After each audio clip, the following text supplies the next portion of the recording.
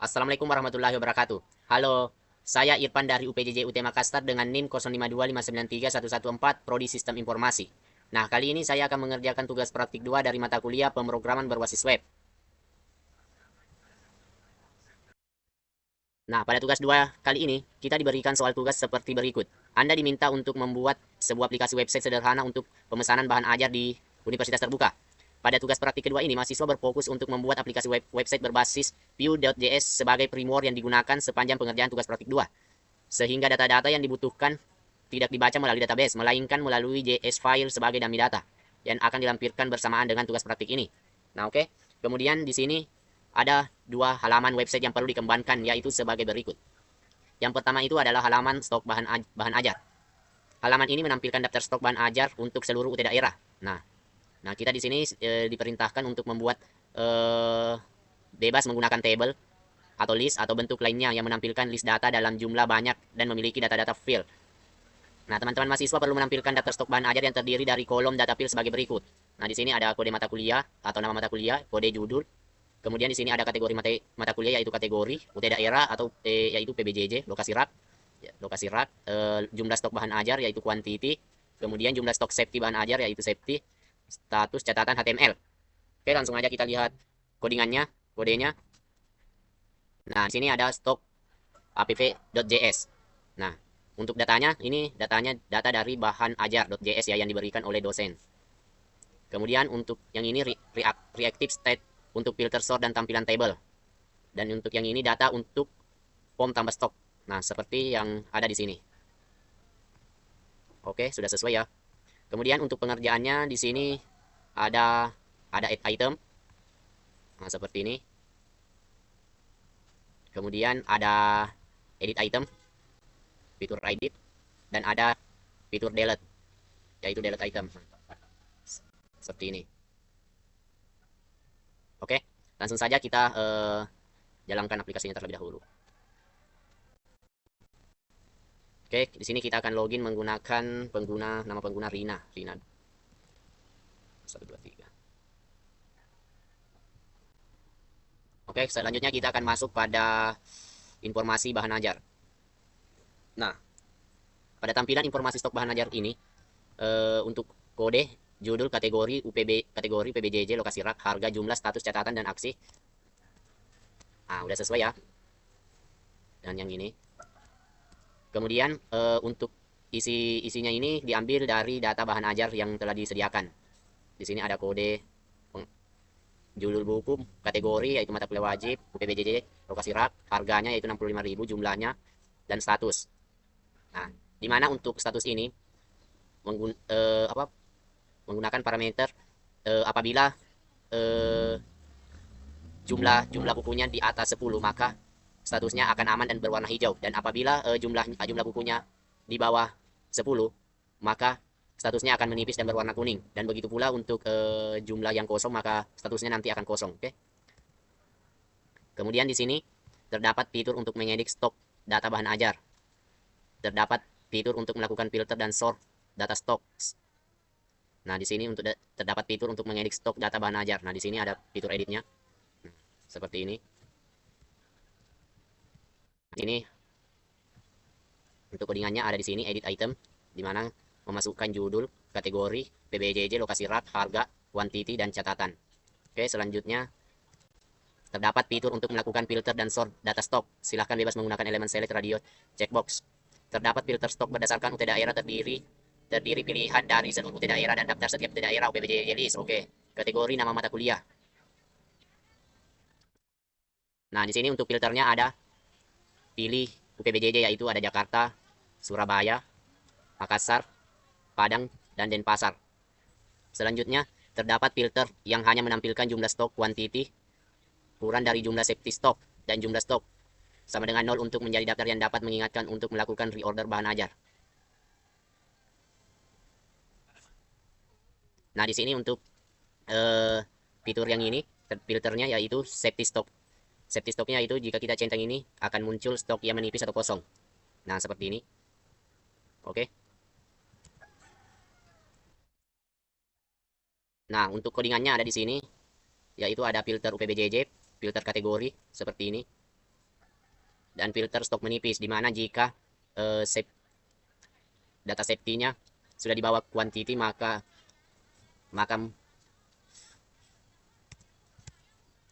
muncul seperti ini. Oke, selanjutnya terdapat fitur sort yang mengurutkan berdasarkan judul, stok, dan harga. Nah, di sini terdapat fitur sort untuk mengurutkan, di mana ada judul. Kita reset dulu. Nah, urutkan, ada judul. Di sini untuk judulnya dari abjad ya. Nah, B, D, P. Kemudian untuk jumlah, yaitu yang paling sedikit. Di sini ada 2, 7, 12, dan 28. Kemudian untuk harga, diambil dari yang terendah ke termahal.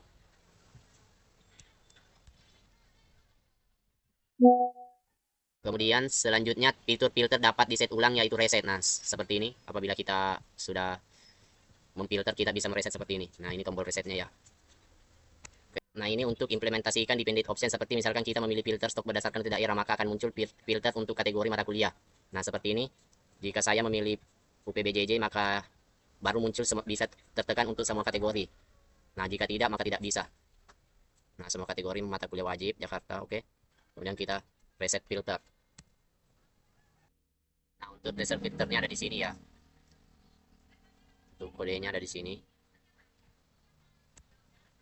Oke, kemudian selanjutnya menampilkan status dari stok bahan ajar. Memberikan status aman dengan menggunakan simbol yang diberikan tanda yang memberikan kesan aman ataupun teks berwarna hijau apabila stok safety stok. Memberikan status menipis dengan menggunakan simbol yang diberikan kesan adanya warning ataupun teks berwarna orange apabila stok di bawah safety stok. Memberikan status kosong dengan menggunakan simbol yang memberikan kesan adanya bahaya ataupun teks berwarna merah apabila stok 0 atau kosong. Oke. Nah, di sini untuk kodenya apabila item quantity 0, maka tampilannya akan kosong atau statusnya akan kosong. Dan jika item quantity di bawah item safety, maka statusnya akan menipis. Begitu pula jika di atas item quantity di atas item safety, maka statusnya aman, atau 10 ke atas maka statusnya akan aman. Oke.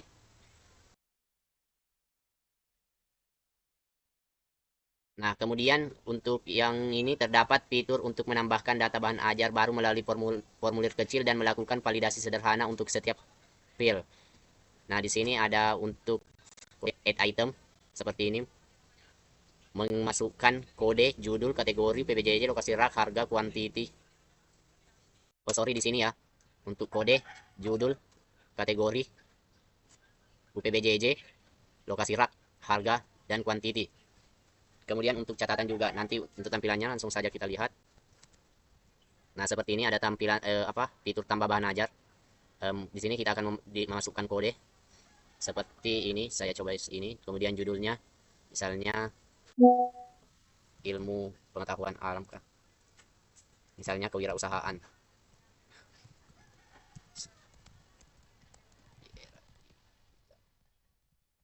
Kemudian pilih kategori, yaitu mata kuliah pilihan. Pilih PBJJ, yaitu Makassar. Kemudian lokasi raknya yaitu misalnya BC34. Untuk harganya yaitu 79.000 misalnya. Untuk jumlahnya yaitu 9. Untuk catatannya buku baru. Oke, sini berhasil disimpan. Nah, di sini sudah berhasil ditambahkan untuk kodenya ini. Mata kuliah pilihan UPBJJ Makassar, lokasi rak, harga, dan jumlahnya. Nah, di sini statusnya itu warna kuning dengan tulisan menipis karena di bawah dari jumlah quantity, yaitu 10. Di bawah 10 ya. Nah, saya coba edit. Saya akan edit menjadi misalnya 11, 12. Kemudian maka statusnya akan berubah menjadi aman. Dan apabila saya ubah menjadi kosong, maka statusnya berubah menjadi kosong dan berwarna merah. Dan apabila saya filter menampilkan stok menipis atau kosong, maka hasilnya seperti ini. Oke. Untuk informasi bahan ajar udah selesai. Selanjutnya kita masuk pada tracking delivery order atau DO. Halaman ini menampilkan halaman untuk tracking status pengiriman DO bahan ajar seperti pada tugas praktik 1. Tetapi di sini perlu menerapkan penggunaan framework Vue.js. Nah, sini untuk tracking HTML-nya, di sini saya menggunakan P4, P8, dan P-model. Nah, P4-nya itu untuk pengulangan. Oke, selanjutnya Terdapat fitur untuk menambahkan input delivery order yang baru. Berikut adalah data field yang perlu diisi. Nomor DO di mana tergenerate otomatis, penomorannya terdiri dari DO, tahun berjalan, sequence number, misalnya DO 2025-001 untuk data awal. Oke, kita lihat untuk tracking.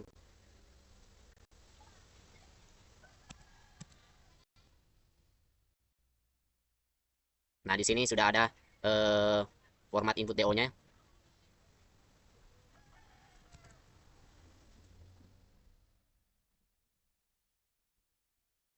Nah, di sini untuk auto generate nomor DO ketika submit ya. Nah, di sini. Nah, di mana di sini untuk nomor DO Rina Wulandari di sini menggunakan DO 2026-01 atau sequence numbernya 001, dan maka secara otomatis karena kita menggunakan auto generate, maka otomatis sequence numbernya di sini akan otomatis menjadi 002. Nah, di sini saya menggunakan DO 2026 juga di sini untuk tahunnya, untuk tahun saat ini.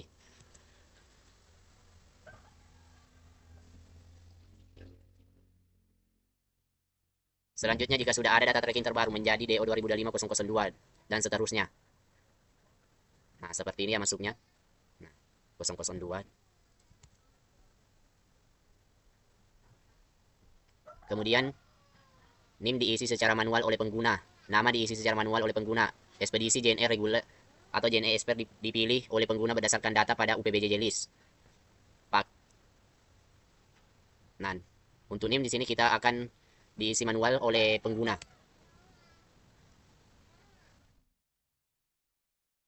Nah, di sini ada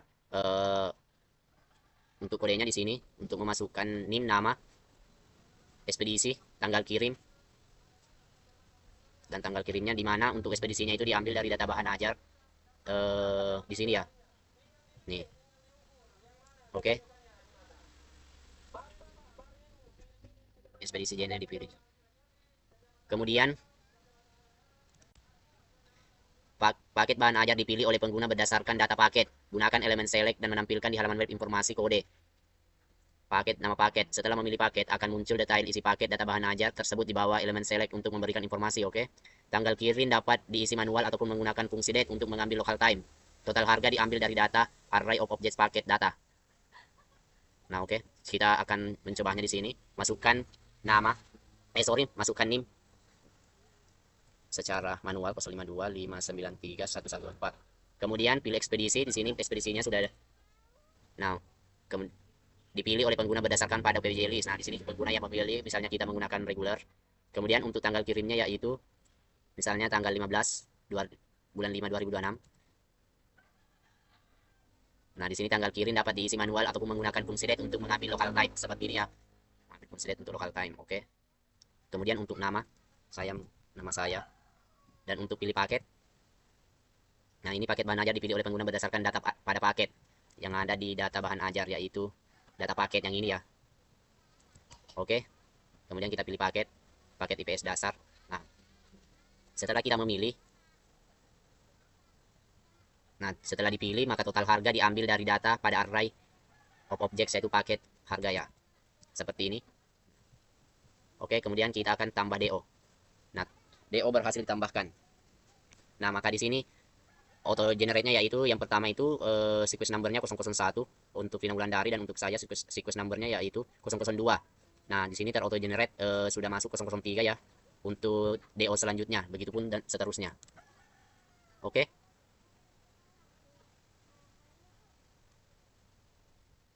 Untuk struktur proyek Vue.js-nya pada tugas praktik ini yang disarankan adalah sebagai berikut. Nah, untuk strukturnya itu di sini.